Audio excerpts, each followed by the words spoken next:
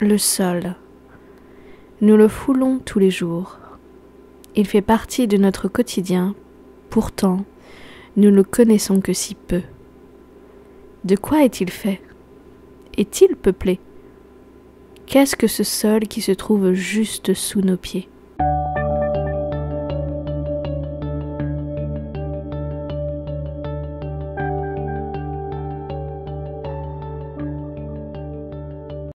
Salut tout le monde! Aujourd'hui on se retrouve pour une nouvelle vidéo sous ce beau soleil de mars. Comme vous avez pu le deviner grâce à la petite introduction, nous allons aujourd'hui traiter du sol. Je vais vous expliquer très brièvement ce qu'est le sol, comment il est constitué et vous dévoiler une partie de ses habitants. Mon explication va être basée sur des schémas très simples avec des illustrations qui j'espère vous permettront de mieux connaître ce qu'est le sol. On se retrouve hors caméra. Le sol est un écosystème complexe et vivant composé de plusieurs strates ou étages. La première strate, c'est celle que nous appelons la litière. Elle est composée de tous les déchets organiques qui tombent sur la surface du sol, comme par exemple les feuilles mortes tombées sur des arbres et arbustes, les plantes en fin de cycle végétatif, les baies, les fruits également tombés des arbres et des arbustes, le bois mort, que ce soit du branchage ou même des troncs entiers qui prendront le temps de se décomposer, les excréments des animaux, même les cadavres des animaux et des insectes, les bogues, coques, glands, etc. Et dans cette litière, il y a toute une faune et autres organismes qui aident à la décomposition de toute cette matière. Je vais vous en citer quelques-unes. Les feuilles sont par exemple décomposées en partie par les champignons qui créent ce qu'on appelle la pourriture blanche. Les cloportes, les ilules, les mille-pattes, elles, les champignons, ça profite à décomposer le bois mort. Les limaces, c'est mal aimé mais pourtant très utile, elles mangent les plantes et les champignons en décomposition. Les vers épigés, ces vers tout fins que l'on appelle également vers de compost ou vers de surface. Eux, ils se nourrissent également des plantes et des champignons en décomposition, mais aussi des protozoaires et des bactéries. Mais vous ne trouverez jamais ces vers dans la terre, à part lorsqu'il fait très froid ou très chaud.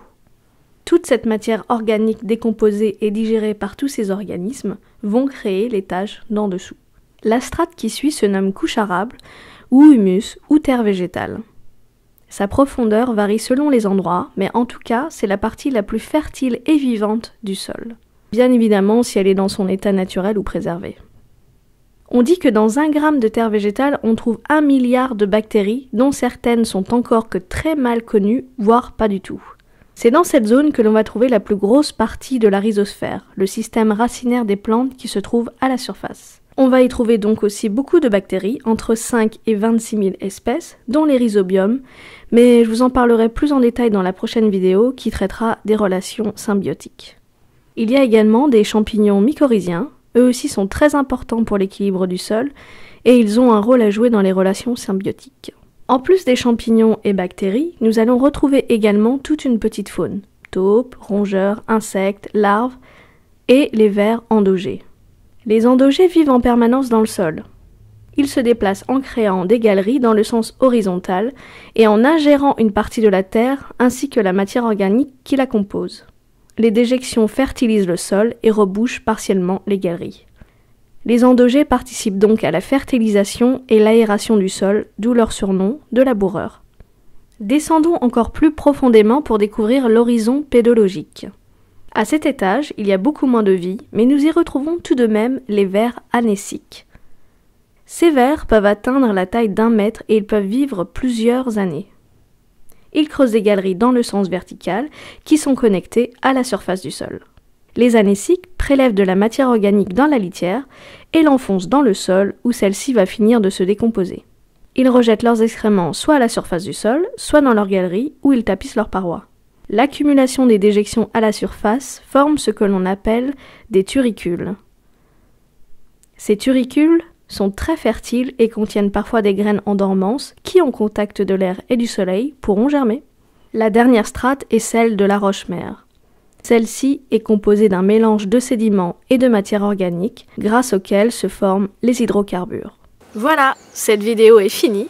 J'espère qu'elle vous aura plu et que vous aurez appris des choses, ou alors qu'elle aura validé quelques acquis que vous aviez déjà. Si vous avez des questions, n'hésitez pas à les poser en commentaire de cette vidéo ou sur le site de Permabiose, je me ferai un plaisir d'y répondre. Je vous dis au mois d'avril pour la vidéo sur les relations symbiotiques. En attendant, prenez soin de vous et à très bientôt!